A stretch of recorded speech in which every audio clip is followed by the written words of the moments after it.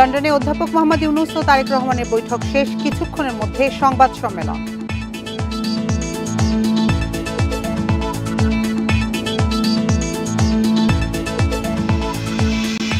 ঈদের ছুটি শেষে রাজধানীমুখী মানুষ, যমুনা সেতুতে গাড়ির চাপ, বাড়তি ভাড়া আদায়ের অভিযোগ যাত্রীদের।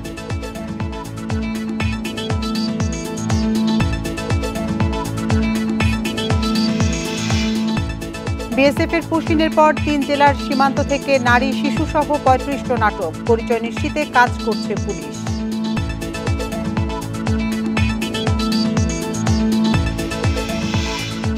চলতি সপ্তাহে চট্টগ্রামে ৫ জনের করোনা শনাক্ত, চিকিৎসার জন্য জেনারেল হাসপাতালকে বিশেষায়িত ঘোষণা, উপজেলাতেও চলছে প্রস্তুতি।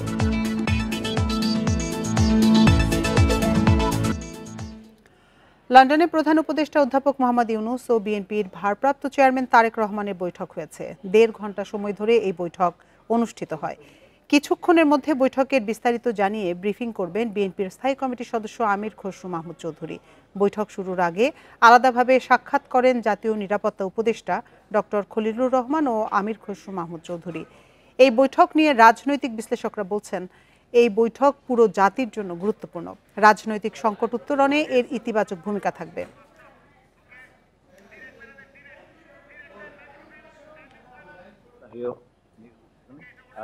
2026 সালের রমজান শুরু হওয়ার আগের সপ্তাহেও নির্বাচন আয়োজন করা যেতে পারে।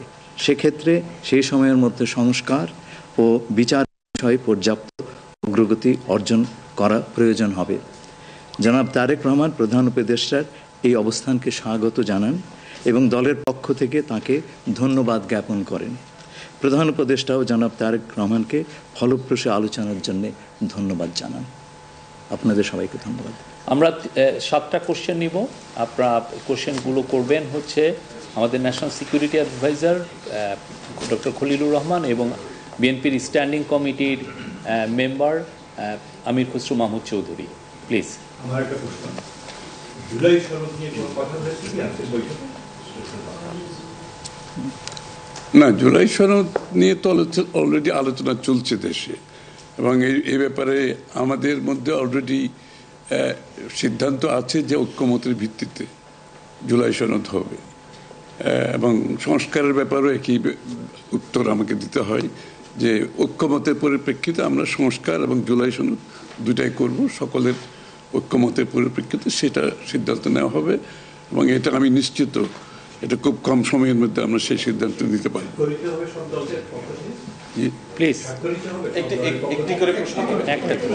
হ্যাঁ, ঐক্যমত যেখানে হবে স্বাভাবিকভাবে ঐক্যমতের পরিপ্রেক্ষিতে যে সিদ্ধান্ত হবে স্বাক্ষরিত তো হবেই, না হওয়ার কোনো কারণ তো নেই।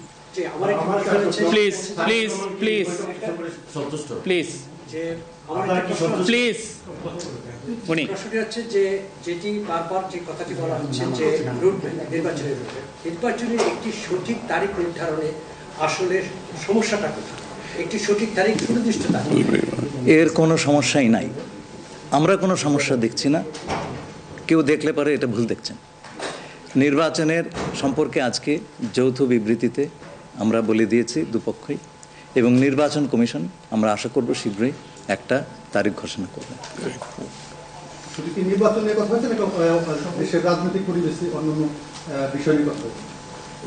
সব বিষয়ে আলোচনা তো হবে স্বাভাবিক। আমরা তো নতুন বাংলাদেশ গড়ার প্রত্যয় নিয়ে সামনের দিকে এগোচ্ছি। সবাই আমরা চাই দেশ গড়ার যে প্রত্যয় আমরা নিয়েছি, আমরা ঐক্যবদ্ধভাবে সেই কাজটা করব।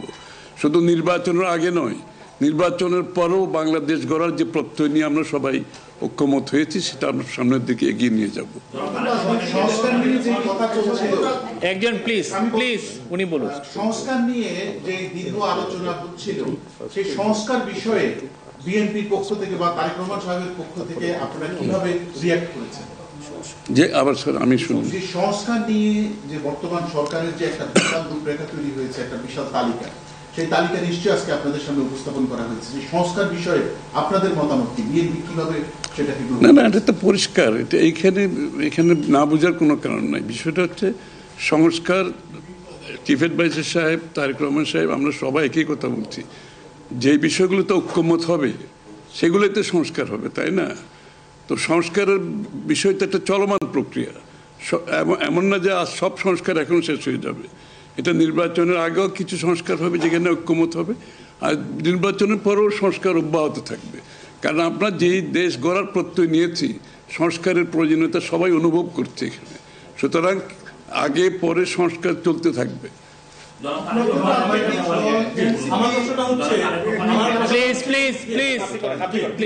আমার হচ্ছে তারেক রহমান দীর্ঘদিন ধরে এখানে অবস্থান করছেন এবং স্বরাষ্ট্র উপদেষ্টাও বলেছেন ওনার দেশে ফিরতে কোনো বাধা নেই। ওনার এই ব্যাপারে কোনো আলোচনা হয়েছে কিনা বা কবে দেশে ফিরতে পারে? এই ব্যাপারে আলোচনার কোনো প্রয়োজনীয়তা আছে বলে আমরা মনে করি না। তারেক রহমান সাহেব যখনই ইচ্ছা উনি দেশে ফিরে যেতে পারবেন, সুতরাং এটা সিদ্ধান্ত উনি নেবেন সময় মতো। আমি একটা প্রশ্ন করতে চাই। আমার প্রশ্ন আছে যে শেখ হাসিনার যে এই যে হত্যাযজ্ঞ, সেই হত্যাযজ্ঞের যে বিচার প্রক্রিয়া, সেই বিচার প্রক্রিয়ার সাথেও কিন্তু একটা বিষয় জড়িত। তিনি বলেছেন যে তার সময় অর্থাৎ নির্বাচনের আগেই শেখ হাসিনার যে বিচার প্রক্রিয়া তিনি শেষ করতে চান এবং পরবর্তী তাকে ফিরিয়ে আনার ব্যাপারে তিনি সিদ্ধান্ত নেবেন। এই ব্যাপারে আলোচনা হয়েছে কিনা, এবং যদি সেটা হয়ে থাকে তাহলে সেটাও এই নির্বাচনের রূপরেখার সাথে এটা কোনো প্রভাব ফেলবে কিনা? যৌথ বিবৃতিতে এর উত্তর দেওয়া আছে। সংস্কার এবং বিচার দুই বিষয়ে পর্যাপ্ত অগ্রগতি কথা বলা হয়েছে এবং আমরা মোটামুটি কনফিডেন্ট যে এই অগ্রগতি আমরা নির্বাচন আগেই দেখতে পাবো। সম্পন্ন করা যাবে। রাজনৈতিক দল এনসিপি নির্বাচন কমিশন সংস্কার ছাড়া নির্বাচনে যাবে না বলে ঘোষণা করেছে। এই ব্যাপারে এখানে আলোচনার কোনো সুযোগ আছে বলে আমি মনে করি না। এটা স্যার বলেন কি হয়েছে? সকল দলের সম্মতিক্রমে নির্বাচনটা অনুষ্ঠিত হবে। আমরা সেরকমই চাচ্ছি। নির্বাচন কমিশন এই নির্বাচন কমিশনের অধীনে নতুন রাজনৈতিক দল নির্বাচনে যাবে না বলছে, নিয়ে কোনো আলোচনা হচ্ছে? এটা ওনাদেরকে জিজ্ঞেস করেন। এটা যার প্রত্যেকটি দলের নিজস্ব মতামত আছে, তবে আমরা সকলকে নিয়ে নির্বাচনটা করতে চাচ্ছি। আচ্ছা, তাহলে কি আমরা বলতে পারি যে এপ্রিলে যে ঘোষিত যে নির্বাচনের রূপরেখা, তাহলে সেখান থেকে সরকার কিছুটা সরে আসতে চাচ্ছে বা আসবে? যৌথ ঘোষণায় এই বিষয়টি সুস্পষ্টই বলা আছে। আপনারা শুনেছেন, যদি সকল কাজ সময় মতো আমরা করতে পারি এবং বিচার ও সংস্কারের ব্যাপারে পর্যাপ্ত অগ্রগতি হয়, তাহলে নিশ্চয়ই সেটা করা যেতে পারে। এখানে আমি একটু অ্যাড করি যে ইয়ের সাথে, যে মিটিংটা প্রথমে আমাদের দুই সাইডের ডেলিগেশনের সাথে হয়েছে এবং পরবর্তীতে 1 to 1 ওনারা দুজনে দীর্ঘ সময় আলোচনা করেছেন। আপনারা কি সন্তুষ্ট কিনা? নিশ্চয়ই সন্তুষ্ট। শুধু আমরা তো বলছি নির্বাচনের আগে নয়, নির্বাচনের পরেও দেশ গড়ার ক্ষেত্রে আমরা সবাই একসাথে কাজ করতে হবে, নতুন বাংলাদেশ করতে হবে। আর সন্তুষ্ট না হলে তো যৌথ ঘোষণা আসার কথা নয়। এখন যে বিচার প্রক্রিয়া চলছে বিগত সরকারের যেগুলো, আপনি একবার কোশ্চেন শেষ করে দেন প্লিজ। না আরেকটা লাস্ট কোশ্চেন নিব, লাস্ট একটা কোশ্চেন নিব। জি, জাতীয় ঐক্যমত্যের সরকার গঠনের বিষয়ে কোনো আলোচনা হয়েছে কি? না, এটা তো নির্বাচন পরবর্তী সিদ্ধান্ত, যারা নির্বাচিত হবে তাদের সিদ্ধান্ত। সুতরাং এখানে তো আলোচনা হওয়ার কিছু নাই। Thank you.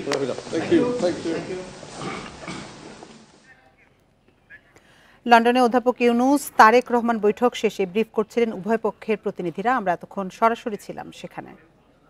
চলে যাচ্ছি পরের খবরে। দিনাজপুর মৌলভীবাজার ও পঞ্চগড় সীমান্তে ৩৫ জনকে পুশিন করেছে বিএসএফ। এদের মধ্যে দিনাজপুরে বিরামপুর সীমান্ত দিয়ে ১৫, মৌলভীবাজারের নিউ পল্লাথল সীমান্তে ১৩ এবং পঞ্চগড়ের গোলাবাড়ি সীমান্তে ৭ জনকে পুশিন করা হয়। বৃহস্পতিবার রাত ২টার দিকে বিরামপুর উপজেলার অচিন্তপুর সীমান্ত দিয়ে ১৫ জনকে ফেরত পাঠানো হয়। তাদের আটক করে অচিন্তপুর ক্যাম্পে রাখা হয়েছে। সবার বাড়ি নড়াইল জেলায়। ভোরে মৌলভীবাজারের নিউ পল্লাতল সীমান্ত দিয়ে ১৩ জনকে পাঠিয়েছে বিএসএফ। আটককৃতদের বিজিবির কাছে হস্তান্তর করেছেন স্থানীয়রা। পঞ্চগড়ের গোলাবাড়ি সীমান্ত দিয়ে নারী শিশুসহ আবারও ৭ জনকে পুশিন করে ভারতীয় সীমান্তরক্ষী বাহিনী বিএসএফ। সম্পূর্ণ অটোমেটেড মেশিনে তৈরি সাপোর্ট ফাইবার গ্লাস শীট, ব্যবসা এবার হবেই হিট।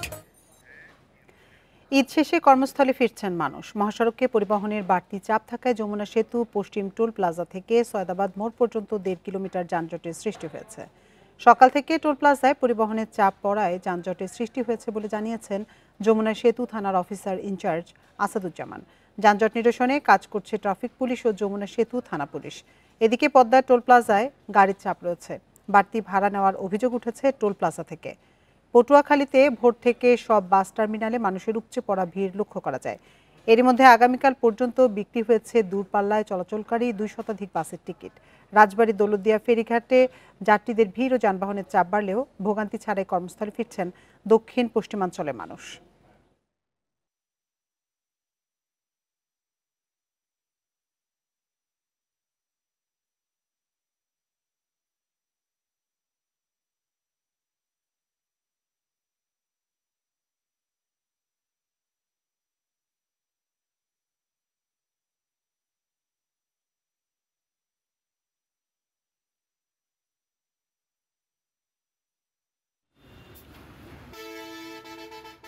আমরা যাত্রাবাড়ি থেকে যাই নতুল্লাবাদে আমার থেকে ভাড়া নেয় 400 টাকা, কিন্তু এবার আসলাম আমাদের থেকে 600 টাকা নিয়েছে।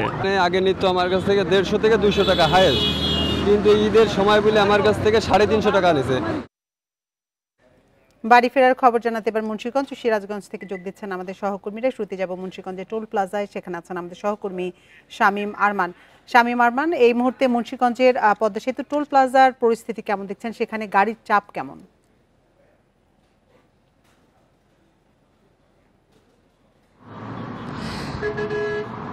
হ্যাঁ, আমি এই মুহূর্তে দাঁড়িয়ে আছি যে পদ্মা সেতু যে টোল প্লাজা, সেখানে কিন্তু নারীর টানে বাড়ি ফেরার যে মানুষগুলো তা কিন্তু কর্মজীবন আবার ফিরতে শুরু করেছে।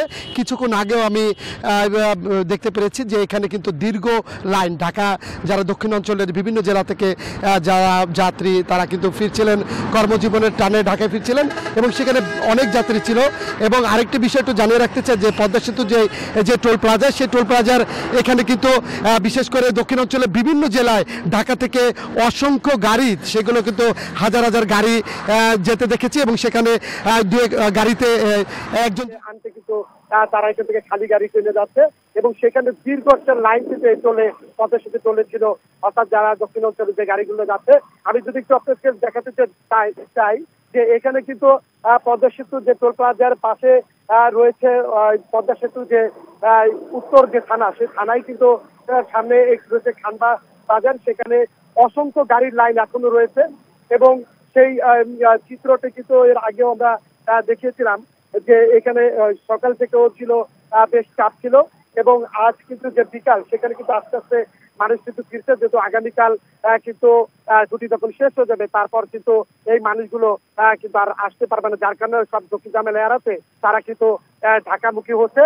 এবং পদ্মা সেতু টোল প্লাজার এই জায়গায় কিন্তু আমরা কিছুক্ষণ আগেও চাপ দেখতে পেরেছি এবং আসার যেমন চাপ ছিল ঠিক তেমনি ভাবে বিশেষ করে যে ঢাকার বাইরে খালি গাড়ির যে চাপ, সেই চাপ কিন্তু আমরা দেখতে পেরেছি।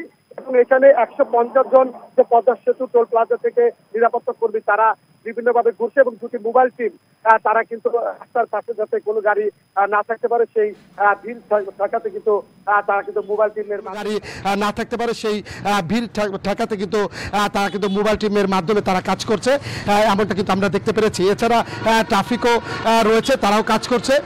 সব মিলিয়ে পদ্মা সেতু টোল প্লাজা আসা এবং যাওয়ার দুটি ভিড় রয়েছে এবং সন্ধ্যা নাগাদ এর ভিড় আরো বাড়বে, রাত যত হবে সেই ভিড়টা তত হবে এবং আগামীকাল শনিবার কিন্তু সকাল থেকে কিন্তু সারাদিন ভিড় থাকবে। তো পদ্মা সেতু টোল প্লাজায় বাড়ি কর্মজীবনে ফেরার।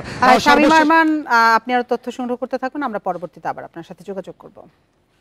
মুন্সিগঞ্জ থেকে জানাচ্ছিলেন আমাদের সহকর্মী শামীম আরমান। চলে যাচ্ছি পরের খবরে। সারা দেশে আবারও চোখ রাঙাচ্ছে করোনা। চট্টগ্রামে করোনা চিকিৎসার জন্য জেনারেল হাসপাতালকে বিশেষায়িত হাসপাতাল ঘোষণা করা হয়েছে, আর চট্টগ্রাম মেডিকেলের ডেঙ্গু ওয়ার্ডকে করোনা ওয়ার্ডে রূপান্তর করা হচ্ছে। উপজেলা পর্যায়েও নেওয়া হচ্ছে প্রস্তুতি, তবে সংকট করোনা পরীক্ষার কিট ও অন্যান্য যন্ত্রপাতির। বন্দরনগরী চট্টগ্রামে চলতি সপ্তাহে 4 জনের শরীরে শনাক্ত হয়েছে করোনার নতুন ভেরিয়েন্ট XBB। নতুন এই ধরনটি 5 গুণ বেশি শক্তিশালী হওয়ায় সংক্রমণ নিয়ন্ত্রণে প্রস্তুত রাখা হচ্ছে হাসপাতাল। গেলবারের মতো এবারও করোনা চিকিৎসার জন্য বিশেষায়িত হাসপাতাল ঘোষণা করা হয়েছে নগরীর আন্দরকিল্লায় জেনারেল হাসপাতালকে। বরাদ্দ রাখা হয়েছে 11 শয্যার সাধারণ বেড। আইসিইউ থাকলেও যন্ত্রপাতির অভাবে পুরোপুরি প্রস্তুত নয়। মূল প্রয়োজনটা হচ্ছে অক্সিজেন সাপ্লাই। সেক্ষেত্রে চট্টগ্রাম জেনারেল হাসপাতাল অক্সিজেন সাপ্লাইয়ের ক্ষেত্রে এখন স্বয়ংসম্পূর্ণ, যেটা বিগত কোভিড-19 আমাদেরকে অনেক ধরনের ক্রাইসিস মোকাবেলা করতে হয়েছিল। এই মুহূর্তে সে ধরনের কোনো সমস্যা আমাদের নেই। এদিকে চট্টগ্রাম মেডিকেল কলেজ হাসপাতালের ডেঙ্গু ওয়ার্ডকে করোনা ওয়ার্ডে রূপান্তর করা হচ্ছে, তবে নেই কোনো শয্যা বা সরঞ্জাম। সংকট করোনা পরীক্ষার কিটেরও। কর্তৃপক্ষ বলছে অধিদপ্তরে চাহিদা পাঠানো হয়েছে। এই মুহূর্তে যে কিটটা আছে আমরা প্রায় 400-500 রোগীকে ট্রিটমেন্ট করতে পারবো। আমরা অলরেডি আরো 5000 কিটের ডিমান্ড দিয়েছে, আমরা অলরেডি কিছুক্ষণ আগে সেন্ড করে দেয়, এগুলো কালকে পরশুর মধ্যে আমাদের কিটগুলো আমরা এসে যাবে। নগরীর পাশাপাশি করোনা মোকাবিলায় প্রস্তুত নেওয়া হচ্ছে উপজেলা পর্যায়েও। জেলায় মজুদ রয়েছে ৭৯,০০০ ফাইজার ভ্যাকসিন। আমরা সব জায়গায় আমরা অ্যালার্ট করেছি। বলা হচ্ছে নতুন একটা ভেরিয়েন্ট, এখানে আগের মতো জ্বর থাকবে না, কাশি থাকবে না। এখানে বলা হচ্ছে যে যেটা পাওয়া যাচ্ছে ম্যাক্সিমাম ক্ষেত্রে পাওয়া যাচ্ছে শরীরে ব্যথা, জয়েন্ট ব্যথা, দুর্বলতা এবং নিউমোনিয়া হয়ে যাচ্ছে। চট্টগ্রাম মেডিকেল, চট্টগ্রাম বিশ্ববিদ্যালয়, চট্টগ্রাম ভেটেরিনারি ও অ্যানিম্যাল সায়েন্সেস বিশ্ববিদ্যালয় ও ফৌজদারহাট বিআইটিআইডিতে আরটিপিসিআর ল্যাবে করোনা পরীক্ষার ব্যবস্থা রয়েছে। Abdullah Rakib, independent news, Chattogram. পটুয়াখালীতে গণ অধিকার পরিষদ ও বিএনপির কর্মী সমর্থকদের মধ্যে সংঘর্ষের ঘটনায় গলাচিপা ও আশপাশের এলাকায় ১৪৪ ধারা জারি করে উপজেলা নির্বাহী কর্মকর্তা। আজ সকাল ৮টা থেকে ১৫ জুন সকাল ৮টা পর্যন্ত সভা সমাবেশ বিক্ষোভ মিছিল বন্ধ থাকবে। এদিকে সাংবাদিক সম্মেলন ও বিক্ষোভ ঠেকাতেই ১৪৪ ধারা জারি করা হয়েছে বলে অভিযোগ করে ফেসবুকে স্ট্যাটাস দেন গণ অধিকার পরিষদের সভাপতি নুরুল হক নূর। বৃহস্পতিবার রাত ১০টার দিকে গলাচিপার চর বিশ্বাস এলাকায় গণ অধিকার পরিষদ ও বিএনপির কর্মী সমর্থকদের মধ্যে সংঘর্ষ হয়। এ সময় গণ অধিকার পরিষদের সভাপতি নুরুল হক নূরকে অবরুদ্ধ করে রাখা হয় বলে অভিযোগ উঠেছে। প্রায় ৩ ঘন্টা পর ভোর ৪টার দিকে অবরুদ্ধ অবস্থা থেকে মুক্ত হয়ে গলাচিপা ডাকবাংলোয় অবস্থান নেন নূর। এই ঘটনায় গণ অধিকার পরিষদ ও বিএনপি নেতারা পরস্পরকে দায়ী করেন। তো কেউ বাসায় ফিরতে পারে নাই। আমরা এই বকুলবাড়িয়ার যে পাতাবুনিয়া গ্রাম, সেখানে আমরা একটি স্মরণ সভায় গিয়ে আপনারা দেখেছেন যে কি পরিস্থিতির আমরা সম্মুখীন হয়েছিলাম। যেসব এলাকা থেকে গ্যাস উত্তোলন করা হয় সেসব এলাকার মানুষের জন্য এখন থেকে স্বল্প মূল্যে সিলিন্ডার গ্যাস সরবরাহ করবে সরকার, একথা জানিয়েছেন বিদ্যুৎ ও জ্বালানি উপদেষ্টা ফাউজুল কবির খান। দুপুরে সিলেটের কৈলাসটিলা গ্যাস কূপ পরিদর্শন শেষে উপদেষ্টা বলেন, সিলেটের 2টি গ্যাস ক্ষেত্র থেকে মোট 16 মিলিয়ন ঘনফুট গ্যাস জাতীয় গ্রিডে যুক্ত হয়েছে। তবে গৃহস্থালিতে লাইনের গ্যাস সরবরাহ করাকে নিরুৎসাহিত করা হবে। বলেন, আগামীতে বাসা বাড়ির গ্যাস সংযোগ কমিয়ে সাশ্রয়ী মূল্যে সিলিন্ডার গ্যাসের ব্যবহার বাড়াতে কাজ করবে সরকার। এ সময় বিদ্যুৎ ও জ্বালানি মন্ত্রণালয়ের ঊর্ধ্বতন কর্মকর্তা ও সিলেট গ্যাস ফিল্ডের বিভিন্ন পর্যায়ের কর্মকর্তারা উপস্থিত ছিলেন।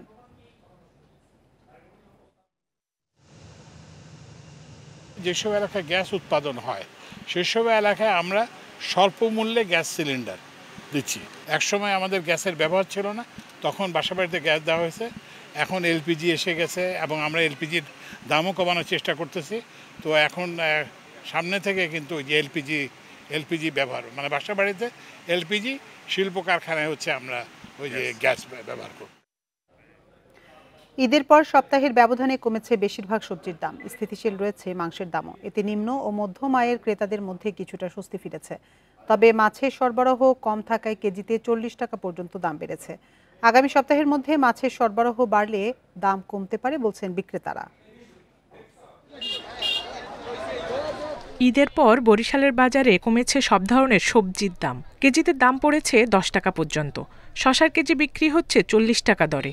এছাড়া করল্লা 60, পেঁপে 40, বেগুন 80, পটল 40 টাকা কেজি দরে বিক্রি হচ্ছে। যদি মাছের দামটা কম থাকে তাহলে একটু বাজারে বাজার করিয়ে মানুষ খাইতে আসবে। বাজারে আসলাম, ঈদের পরে সবজির দাম কম আছে। রাজশাহীর কাঁচা বাজারে বেড়েছে পেঁয়াজ, কাঁচামরিচ ও আলুর দাম। এছাড়া ঊর্ধ্বমুখী মাছের বাজার কেজিতে বেড়েছে 40 থেকে 50 টাকা। বিক্রেতারা বলছেন বাজারে সরবরাহ ঘাটতি রয়েছে, তাই দামও কিছুটা বেড়েছে। মাছের বাজার একটু মোটামুটি বাড়তি, মাছের আমদানি কমের জন্য। আগে যে লাইকর মাছ কিনছি 300 350 মূল্য, আজকে 400 টাকা নিল। ঈদের পর এখনো জমে ওঠেনি চট্টগ্রামের হাট বাজার। সীমিত পরিসরে খুলেছে দোকানপাট। যেটা খেত কম, আমরা অল্প অল্প সবজি অল্প অল্প রয়েছে। আছে মোটামুটি সবজির দাম আপনার 50 থেকে 60 টাকা এভাবে আছে সবজির দাম।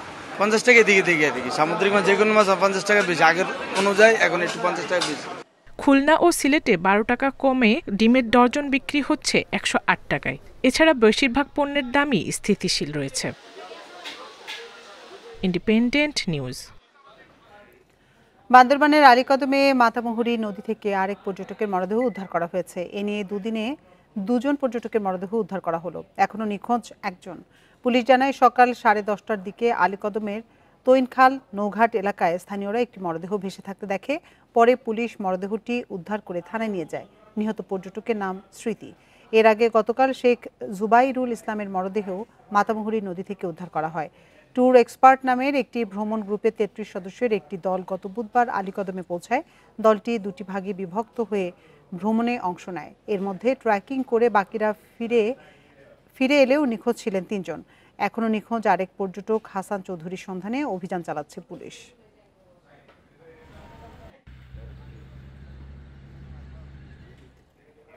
সিরাজগঞ্জের শাহজাদপুরের রবীন্দ্র কাছারি বাড়ির অডিটোরিয়ামে হামলা ও ভাঙচুরের ঘটনায় 2 দিন দর্শনার্থী প্রবেশ বন্ধ থাকার পর আজ খুলে দেওয়া হয়েছে। দুপুরে কাছারি বাড়ি পরিদর্শন করেন সেনাবাহিনীর কর্মকর্তারা। হামলার ঘটনায় এখন পর্যন্ত 5 জনকে গ্রেপ্তার করা হয়েছে। বাকি আসামিদের গ্রেপ্তারে অভিযান চলছে বলে জানায় পুলিশ সুপার। 8 জুন ঈদের ছুটিতে রবীন্দ্র কাছারি বাড়িতে পরিবার নিয়ে বেড়াতে আসেন এক দর্শনার্থী। এ সময় কাছারি বাড়ির গেটের এক কর্মচারীর সঙ্গে বাগবিতণ্ডা ও হাতাহাতি হয়। ঘটনার প্রতিবাদে স্থানীয়রা 10 জুন শাহজাদপুর প্রেস ক্লাবের সামনে মানববন্ধন ও বিক্ষোভ করেন। পরে উত্তেজিত জনতা কাছারি বাড়িতে প্রবেশ করে অডিটোরিয়ামে দরজা, জানালা, অফিস রুমে ভাঙচুর চালায়। এ ঘটনায় 2টি তদন্ত কমিটি গঠন করা হয়েছে। পরবর্তীতে আমাদের জেলা প্রশাসন এবং পুলিশ বিভাগ থেকে নিরাপত্তার বিষয়টা আশ্বস্ত করা হয়েছে। কাছারি বাড়ির যে স্বাভাবিক কার্যক্রম আজ থেকে আবার চালু করার উদ্যোগ নিয়েছি। 5 জনকে গ্রেপ্তার করেছি এবং আমাদের যারা বাকি আসামি আছে তাদের গ্রেপ্তারের প্রক্রিয়া অব্যাহত আছে এবং আমাদের এখানে নিরাপত্তার কোনো শঙ্কা নেই। আমাদের পুলিশ সার্বক্ষণিক টহলে থাকবে। বরিশাল বিভাগে 24 ঘন্টায় ডেঙ্গুতে আক্রান্ত হয়ে 3 জনের মৃত্যু হয়েছে। তাদের মধ্যে শেরেবাংলা মেডিকেল কলেজ হাসপাতালে 1 জন এবং বরগুনা সদর হাসপাতালে মারা গেছেন 2 জন। এছাড়া 24 ঘন্টায় নতুন করে আক্রান্ত হয়ে হাসপাতালে ভর্তি হয়েছেন আরও 124 জন। বরিশাল বিভাগীয় স্বাস্থ্য অধিদপ্তর জানিয়েছে, চলতি মাসের শুরু থেকে বরিশাল বিভাগে ডেঙ্গু আক্রান্তের সংখ্যা বাড়ছে। চলতি বছরে মারা গেছেন 7 জন। 6 জেলার বিভিন্ন হাসপাতালে ভর্তি হয়েছেন 2486 জন ডেঙ্গু রোগী। এর মধ্যে বরগুনায় আক্রান্ত ও মৃত্যুর সংখ্যা সবচেয়ে বেশি।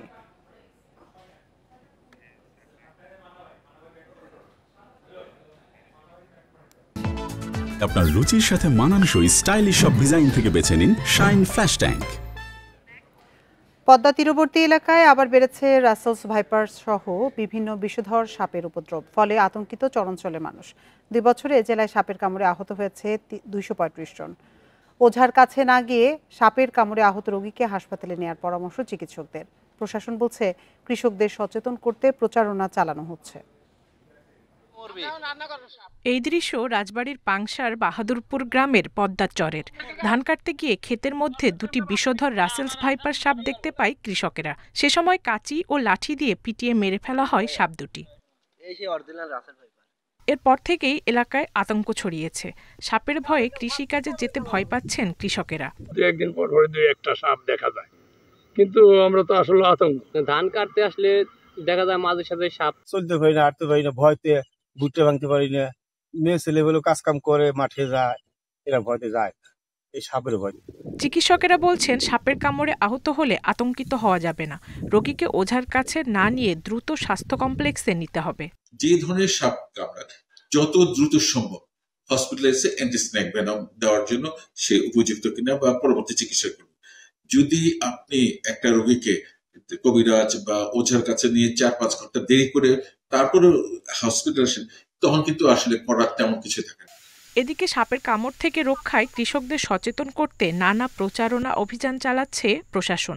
এছাড়া কৃষকদের বিশেষ জুতা দিয়েছে জেলা প্রশাসন। উপজেলায় অ্যান্টি ভেনম যেটা রাসেল ভাইপারের, সেটি ঢাকাটা যতটুকু দরকার মিনিমাম সেটা স্টক নিশ্চিত করেছে।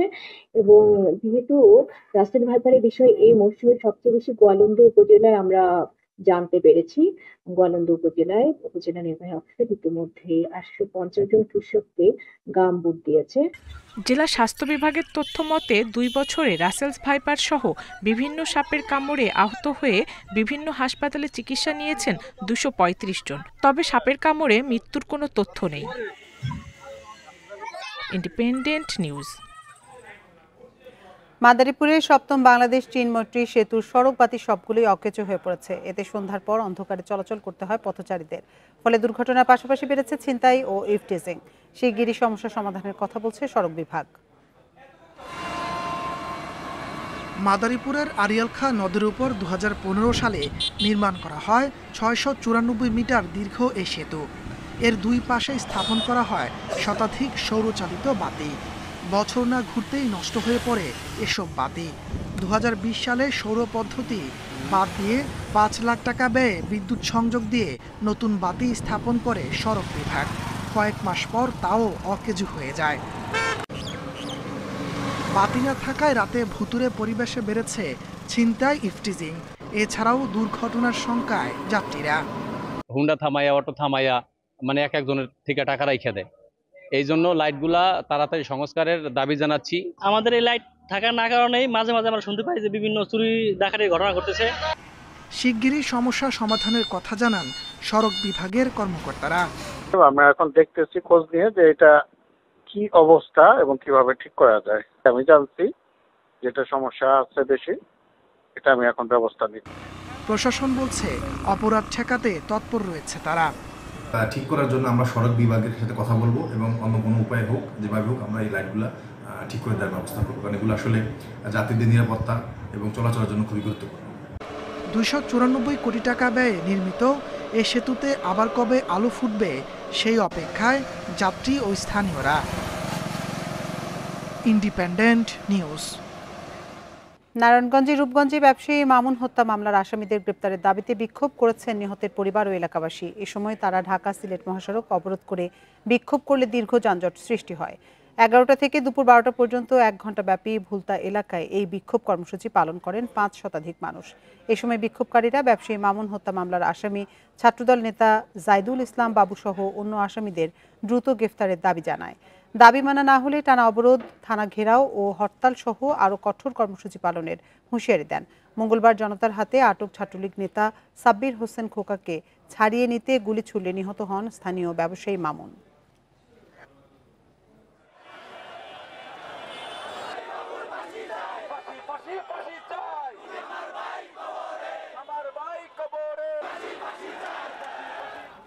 চাঁদপুরের হাজীগঞ্জে বিষ প্রয়োগ করে 15 লাখ টাকার মাছ মেরে ফেলার অভিযোগ উঠেছে। ভোরে প্রজেক্টে মৃত মাছ ভেসে উঠতে দেখেন মৎস্য চাষিরা। মাছ চাষি আরমান হোসেন জানান, উপজেলার 6 নং বড়কুল পূর্ব ইউনিয়নের দোয়াগন্ডা এলাকায় একটি মাছের প্রজেক্ট লিজ নেয়, যার মেয়াদ শেষ হবে চলতি মাসের 25 তারিখ। তবে মেয়াদ শেষ হওয়ার আগেই ওই বাড়ির লোকজন বৃহস্পতিবারে প্রজেক্ট ও পুকুর খালি করতে বলে। না হয় মাছগুলো জীবিত নিতে পারবে না বলে হুমকি দেয়। বিষয়টি তদন্ত করে ব্যবস্থা নেওয়ার কথা জানায় পুলিশ।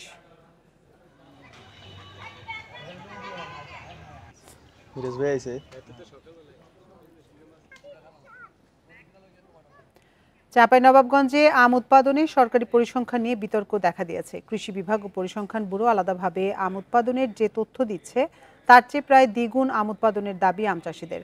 তারা বলছেন, সঠিক পরিসংখ্যান তুলে ধরলে বিশ্বে আম উৎপাদনে বাংলাদেশ 7ম থেকে 3য় অবস্থানে উঠে আসবে।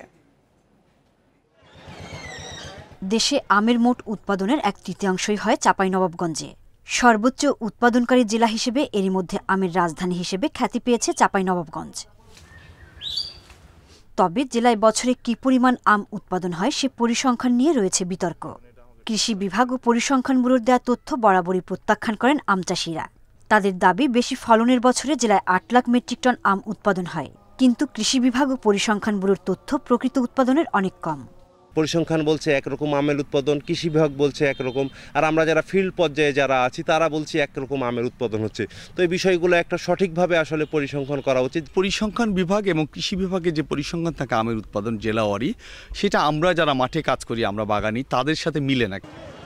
উৎপাদনকারীদের সাথে সরকারি হিসেবের হেরফের নিয়ে কথা বলতে রাজি হননি পরিসংখ্যান ব্যুরোর কেউ। তবে কৃষি বিভাগ বলছে ছোট বড় গাছের গড় উৎপাদনের হিসেব উপস্থাপন করেন তারা। মোট উৎপাদনের চেয়ে বেশি হলে কৃষকদের পাশাপাশি খুশি হবে কৃষি বিভাগও। গাছের বয়স এবং জাত ভেদ করেই কিন্তু আমরা এটা হেরে করি। তবে আমরা খুশি যদি এর চেয়ে যদি বেশি ফলন হয়, আমরা হয়তো এবারে যখন প্রচুরান্ত হারভেস্ট হবে ফলন যখন আমরা ক্যালকুলেশন করব তখন হয়তো এটা এক্সিড করতেও পারে। উৎপাদনের সঠিক পরিসংখ্যান উপস্থাপন করলে আন্তর্জাতিক বাজারে বাংলাদেশের আমের চাহিদা বাড়বে। Independent news. সাতক্ষীরা দেবহাটায় সমন্বয়ক পরিচয়ে গোলাম রব্বানী নামের এক ইটভাটা মালিকের বাড়িতে গিয়ে চাঁদা দাবির অভিযোগ উঠেছে। এতে ক্ষুব্ধ গ্রামবাসী ৩ জনকে আটক করে গণপিটুনির পর সেনাবাহিনীর কাছে সোপর্দ করে। বৃহস্পতিবার বিকেলে দেবহাটা উপজেলার পুষ্পকাটি গ্রামে এ ঘটনা ঘটে। পরে রাতে সেনা সদস্যরা ৩ সমন্বয়ককে দেবহাটা থানায় সোপর্দ করে। বিসমিল্লাহ ব্রিক্সের মালিক গোলাম রব্বানী জানান, ৫ জন যুবক অস্ত্র নিয়ে বাড়িতে ঢুকে তার কাছে ৫০,০০০ টাকা চাঁদা দাবি করে। টাকা দিতে না চাইলে তাকে মারধর করা হয়। তবে এ বিষয়ে থানায় কেউ অভিযোগ করেনি।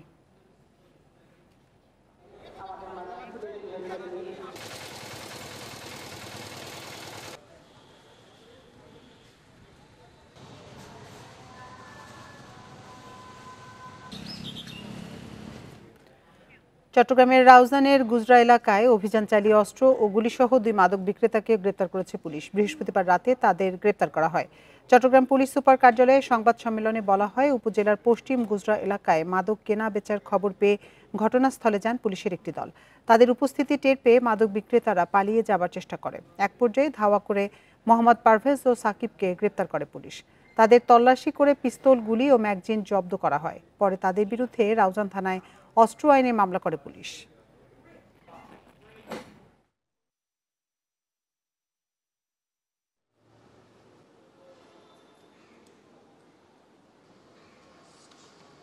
পিস্তল তারা এই সংক্রান্ত কোনো কাগজপত্র দেখাতে পারেননি। সুতরাং প্রাথমিকভাবে তাদেরকে জিজ্ঞাসাবাদও তারা এও স্বীকার করেছেন যে তারা বিভিন্ন অপরাধের সাথে জড়িত।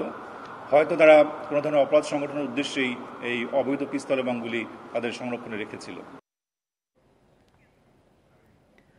পটুয়াখালীর পর্যটন কেন্দ্রগুলোতে বেড়েছে পর্যটকদের ভিড়। সমুদ্র সৈকতের 0 পয়েন্ট, গঙ্গামতি, ঝাউবাগান, শুটকিপল্লী সহ সব পর্যটন স্পটেই পর্যটকদের বাড়তি আনাগোনা। পর্যটকদের আনাগোনায় উচ্ছ্বাসে মেতে উঠেছে সৈকত এলাকা। অনেকেই সৈকতের বালিয়াড়িতে ঢেউয়ের মিতালিতে সাঁতার কেটেছেন। কেউ বা প্রিয়জনের হাতে হাত রেখে সৈকতের এক প্রান্ত থেকে অপর প্রান্ত ঘুরে বেড়াচ্ছেন। বেঞ্চে বসে নৈসর্গিক সৌন্দর্য উপভোগ করছেন অনেকেই। এদিকে পর্যটকদের বাড়তি ভিড় কুয়াকাটার শতভাগ হোটেল মটলে। বিক্রি বেড়েছে ব্যবসা প্রতিষ্ঠানগুলোতেও। আগতদের নিরাপত্তায় তৎপর রয়েছে প্রশাসন।